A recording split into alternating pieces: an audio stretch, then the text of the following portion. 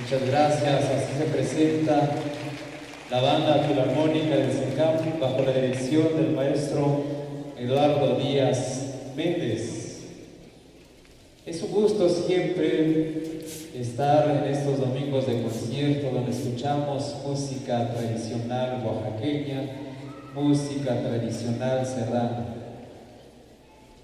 Hemos estado a lo largo de 8 años en la conducción de estos espacios culturales de las bandas filarmónicas. Nos sigue contando también Eduardo, por supuesto la educación a veces sí podemos educarnos, autoeducarnos, pero también siempre nos auxiliamos de alguien para que nos eduque en la educación formal.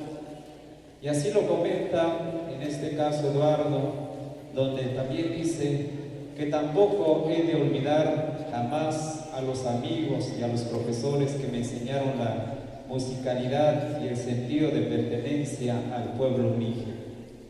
Entre ellos menciona al maestro Silvestre Vázquez Cardoso, que hoy nos acompaña en la mesa del presidio, a Leonides Cano López, también que en paz descanse el maestro, también al maestro Ponciano Nolasco Antonio, también al maestro Benigno Vargas Orozco, al maestro Félix Vázquez, al maestro Marciano Martínez, al maestro José Francisco Romero, al maestro Héctor Tomás Jiménez y al maestro Leovigildo Martínez. Siempre quedan en la memoria cuando alguien interviene en nuestra formación y en este caso en la formación musical de Eduardo. Por eso el reconocimiento allí a sus diferentes y distinguidos maestros de música.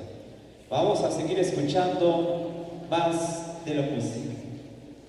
Eduardo también se ha inspirado no solo del paisaje, no solo de su comunidad, sino también de la persona que seguramente está con nosotros a lo largo del día, a lo largo también de la vida. Hizo una composición que la tituló Omima Lolú. Es una composición del género son, y aquí lo vamos a estar escuchando en este escenario de domingos de conciertos en esta población de Santa María, Tautotepec, Mije, Oaxaca, México. Escuchemos entonces Omima Lolú del género son.